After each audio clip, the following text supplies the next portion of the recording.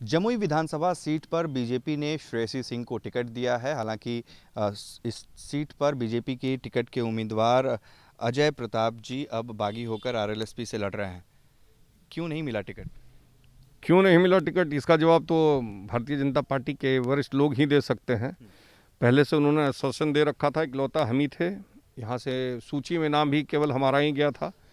अब क्या कारण है इसका वजह तो हमको नहीं पता है।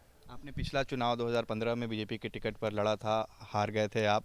इस बार आपको उम्मीद थी, नहीं मिला, अब आप आरएलएसपी से लड़ रहे हैं। अब क्या उम्मीद है आपको?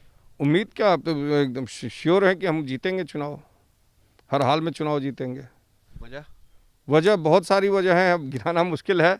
कुछ वजहों को रहने दीजिए, लोग जान रहे हैं इस वजह को, क्या कारण है, वजह क्या है जीतने का। मेरे एक तो पिछले 5 साल से लोग जनता त्रस्त थी, मेरे हार का भी एक बहुत बड़ा वजह है। दूसरा एक आक्रोश है कि लोगों को आशा थी कि हमको भारतीय जनता पार्टी टिकट देगी, लेकिन उन्होंने नहीं दिया और एक ऐसे कैंडिडेट को दे दिया जो घर की बेटी हैं, अच्छी निशानेबाज हैं, अंतर्राष्ट्रीय स्तर के खिलाड़ी हैं, लेकिन जनता में जाके जनता के सुख दुख को जानने का कोई एक्सपीरियंस नहीं है, कोई अनुभव नहीं है। तो इसलिए जनता भी जानती है कि क्यों 5 साल में हारा भी रहा तो हमेशा जनता से मेरा जुड़ाव बना रहा, कभी दुराव नहीं हुआ। तो अभी 20 दिन में वो कितना जनता से जुड़ाव बना लेंगे।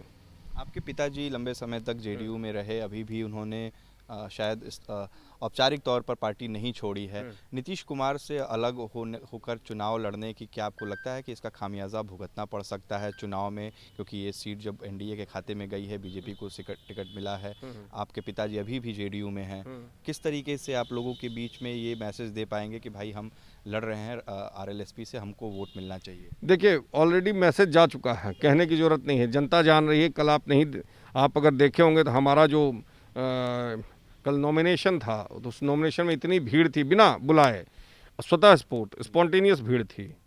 तो इसमें वजह बताने की ज़रूरत नहीं है कि क्या हम वजह बताएंगे। हमारा जो मुद्दा है वो मुद्दा रहेगा ही, कृषि के लिए, शिक्षा के लिए, हेल्थ के लिए। और एक सबसे बड़ा मुद्दा हमारा है जो आज से नहीं, पिछले 5 सालों से हम इसकी कवायद में लगे हुए हैं कि जमुई ज़िले में एक उद्योग बैठे, औद्योगिकीकरण हो जमुई का, औद्योगिकीकरण हो, इंडस्ट्रियलाइजेशन हो जमुई का, ताकि एक बड़ा उद्योग बैठे और यहाँ की बेरोजगारी दूर हो। जो यहाँ के लोग पलायन करते हैं बाहर नौकरी करने के लिए, वो यहीं पे इनको रोजगार मिले। उसके बाद हम कुटीर उद्योग को बढ़ावा देने की बात सोच रहे हैं कि कुटीर उद्योग का भी हम बढ़ावा दें, ताकि लोग अपना जीवन यापन। विधायक तो थे यहाँ पर, उस दौरान ये सारी चीज़ें नहीं की आपने?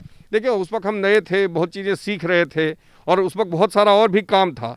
बहुत सारे रोड, पुल, पुलिये, जितने इंफ्रास्ट्रक्चर के काम हुए, बिजली हमारे समय में ही जो आया, सारे ट्रांसफार्मर बदले गए। जहाँ बिजली नहीं थी कई गाँवों में, 18 गाँव में बिजली नहीं थी।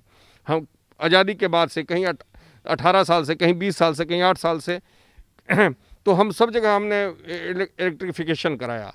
वो 5 साल में वो सारा चीज़ डेटा है, खोजने की बात है। मुख्यमंत्री कौन होगा अगर आप आरएलएसपी से लड़ रहे हैं? तो क्या उपेंद्र कुशवाहा मुख्यमंत्री बनने वाले हैं?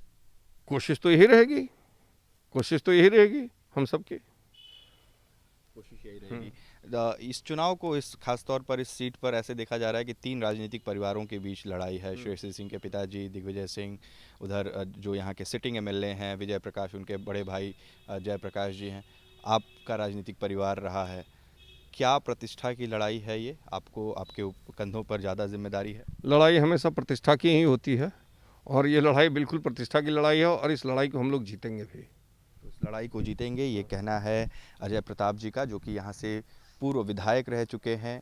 फिलहाल बीजेपी में थे, लेकिन टिकट न मिलने की वजह से आरएलएसपी की टिकट पर अब जमुई विधानसभा सीट से चुनाव लड़ रहे हैं। उत्कर्ष कुमार सिंह, बिहार तक, जमुई।